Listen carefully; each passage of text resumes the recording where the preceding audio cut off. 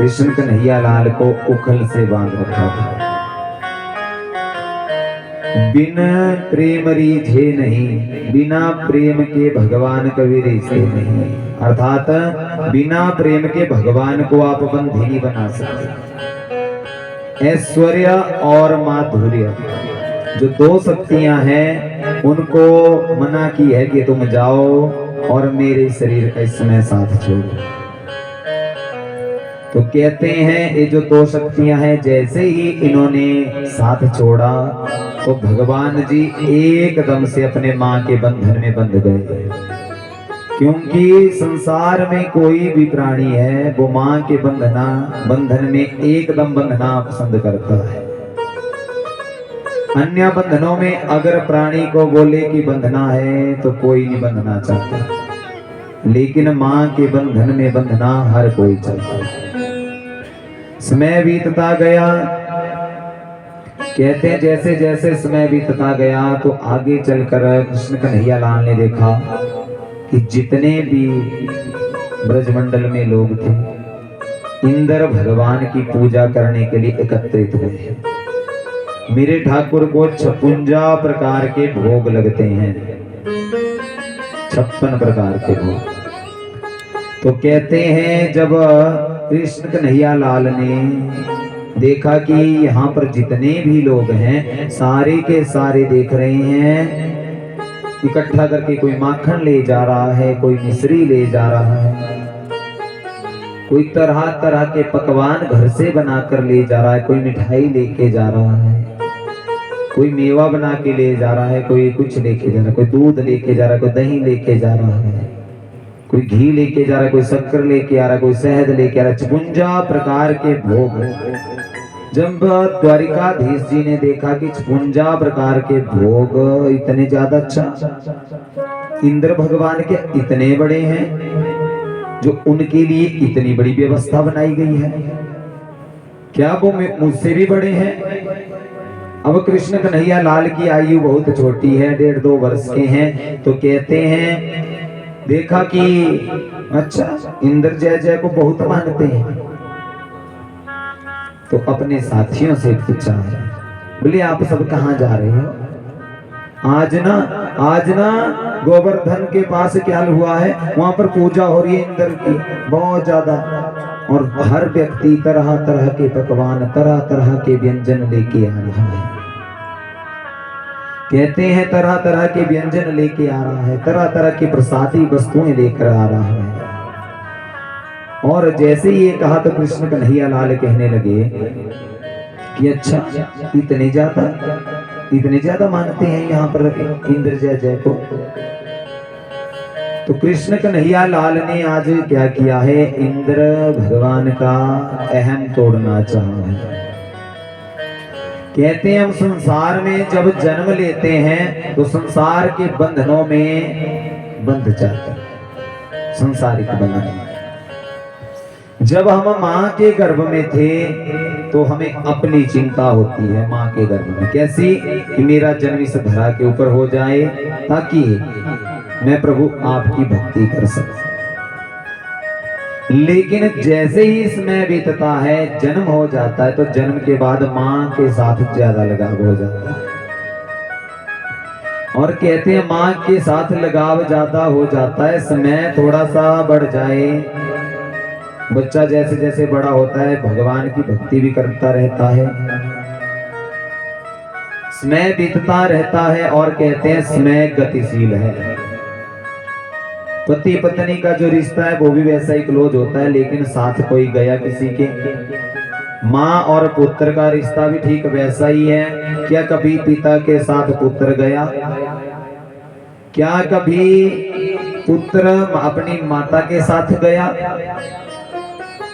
कभी नहीं जाता, कोई नहीं जाता किसी के साथ। जो भी इस संसार में प्राणी आए हुए हैं, सारे के सारे प्राणी अपने मोह के बंधन में बंधे हुए हैं। शरीर का बंधन होता है, आत्मा का नहीं होता। आत्मा अजर है, अमर है, आत्मा कभी मरती नहीं। एक शरीर का त्याग करेगी तो दूसरे शरीर में प्रवेश करेगी। ये है आत्मा का बंधन। लेकिन शरीर का बंधन क्या है? शरीर का बंधन ये है कि अपना पराया कौन है, वो है बंधन। भगवान कृष्ण कन्हैया लाल आज ब्रजमंडल में अपने साथियों को, ब्रजमंडल के लोगों को ज्ञान दे रहे हैं कि अपना कोई नहीं संसार में, कोई नहीं संसार में हमारा। इस संसार में जो हमारा शरीर है ये भी हमारा नहीं है, ये तो हमें केवल भगवान की भक्ति के लिए मिला है जो शरीर है। समय बीतता रहता है, कहते हैं जैसे जैसे समय बीतता है तो जितना समय बढ़ता रहेगा, आगे जाता रहेगा, कहते हैं समय के साथ साथ प्राणी भी उन संबंधों में और बंधना शुरू कर देता है। जब हम बच्चे थे तो हमारी इच्छा हुई क्या कि मेरे माता है, पिता है, दादा है, दादी है, भाई है, बहन है, मेरे मामा है, चाचा है, ताया है। लेकिन जैसे ही शरीर थोड़ा सा बड़ा हुआ तो प्राणी इन बंधनों से मुक्त होना शुरू कर देता है। उसके बाद कहते हैं पत्नी का रिश्ता शुरू हो जाता है, पति पत्नी का। उसके बाद कहते हैं पत्नी आ गई, फिर बच्चे हो जाएंगे, मोह उनके पास चला जाएगा डायरेक्ट सीधे, बाकियों की कोई चिंता नहीं होगी। माता दुखी है, पिता दुखी है, मेरे घर में कोई और दुखी है, कुछ चिंता नहीं रहती, क्योंकि कहते हैं चिंता चिता समान। चिंता होती है केवल अपनी पत्नी और अपने बच्चों की। जैसे जैसे समय बीतता रहता है, क्योंकि कहते हैं समय बड़ा गतिशील है, जो समय निकल गया वो दोबारा नहीं आता। इसलिए कहते हैं कभी हमें पूर्व में नहीं सोचना चाहिए पूर्व में क्या हुआ। कई बार ऐसा होता है अच्छी चीजें भी हमारे जीवन में पूर्व में हो जाती हैं, और कई बार ऐसा होता है कि कोई बुरी चीजें भी हमारे जीवन में बीतती हैं। इसलिए जो बीत गया ऐसा सोचना, रात को हम सोए थे और सुबह उठे हैं, रात को एक स्वप्न था, ऐसा ज्ञान आज बाल गोपाल दे रहे हैं ब्रजमंडल के लोगों को। और जो बीत गया, जो आने वाला समय है, उसके बारे में भी मत सोचो। वर्तमान में जीकर केवल भगवान के साथ जुड़ जाओ, केवल वर्तमान में रहकर भगवान की भक्ति करो। ऐसा नहीं कि आज इसको मान लिया कल को किसी और को, तो ऐसा नहीं करना चाहिए। अनन्यता वाला भाव रखना चाहिए। माता पिता जीवन में केवल एक बार मिलते हैं, पत्नी भी आपको बार बार मिल जाएगी, भाई भी आपको मिल जाएंगे, लेकिन माता और पिता इस संसार में केवल एक बार मिलते हैं। ऐसी तो माताएं बहुत मिल जाएंगी, लेकिन कहते हैं जो दूसरे के पुत्र को अपना पुत्र मान के चले, वो माता सबसे ज्यादा श्रेष्ठ है। किसी औरों का भी पुत्र है ना, अगर उस पुत्र को भी ऐसा समझे कि मेरा ही है, ऐसा अगर वात्सल्य भाव रखे, तो कहते हैं जीवन सार्थक बन जाता है। ऐसा ऐसा ज्ञान आज मेरे द्वारिकाधीश दे रहे हैं ब्रजमंडल के लोगों को, क्योंकि कहते हैं संसार में कोई अपना नहीं, धरा धराया रह जाएगा। जो हमें बंगला गाड़ी जो कुछ भी हमें अपने पास एकत्रित करते हैं, ये कोई हमारे साथ नहीं रहता। हमारे साथ तो केवल वही रहता है जो हमने अच्छे कर्म किए हों। किसी को बुरा मत बोलो, किसी की निंदा मत करो। और कहते हैं अगर सोचना है किसी के बारे में तो ऐसा सोचो कि हम उसके अच्छे के लिए सोच रहे हैं, ऐसा भाव मन में होना चाहिए। तो जो ब्रजमंडल के लोग हैं, उन्होंने 56 प्रकार के भोग एकत्रित किए थे और पूजा करने की पूरी तैयारी बांध रखी थी। इतने में गोपाल ने सारा पर्दा आंखों का खोल दिया कि इंद्र कौन बड़ा हो जाता है, क्या कर लेगा इंद्र। सबसे बड़े जय जय तो इस संसार में हम हैं, हमसे बड़ा कौन। जैसे ही समय बीतता गया तो कहते हैं समय जितना बीतता गया तो उन्होंने पूजा के लिए भगवान को निमंत्रण दिया कि प्रभु आज से हम आपकी पूजा करेंगे। तो बाल गोपाल जी कहने लगे, बोले मेरी पूजा अगर करनी है ना, बोले मैं तो हूँ टेढ़ा, मैं हूँ टेढ़ा तो मेरा स्वभाव भी बड़ा टेढ़ा है। आपने मूर्तियां देखी होंगी, देवालय में आप जाते हैं ना, भगवान राम की मूर्ति बिल्कुल साधारण होगी, दोनों पांव धरती के साथ बिल्कुल साधारण।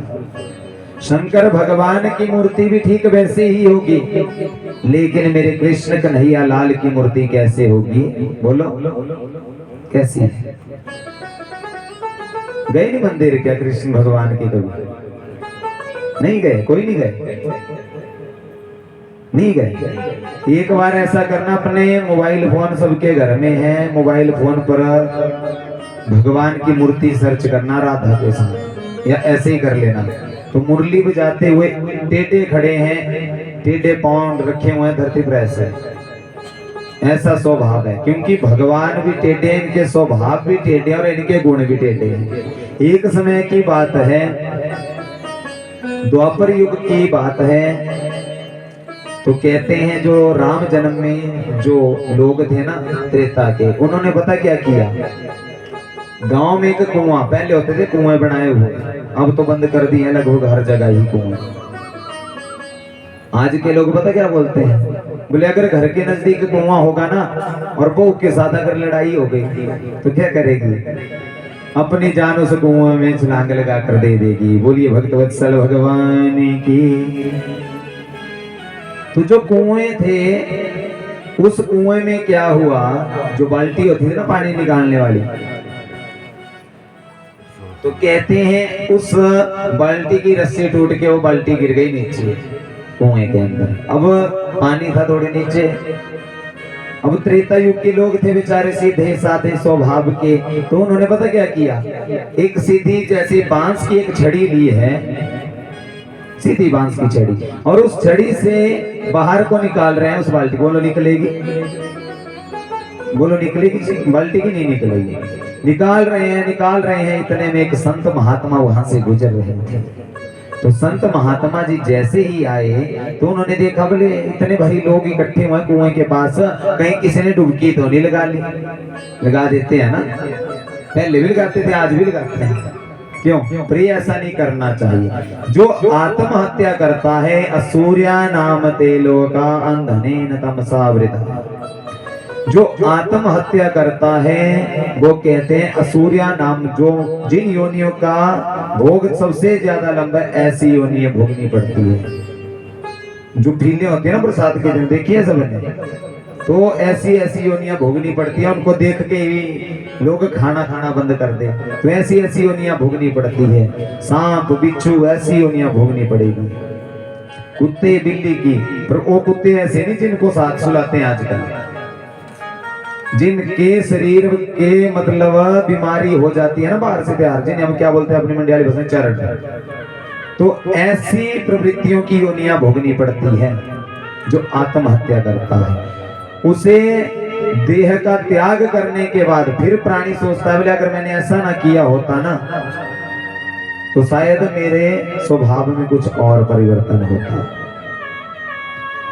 तो इसलिए कहते हैं जैसे ही संत महात्मा वहां पहुंचे ना, उन्होंने देखा, बोले क्या हुआ? जैसे ही पूछा तो लोग कहने लगे कि महात्मा जी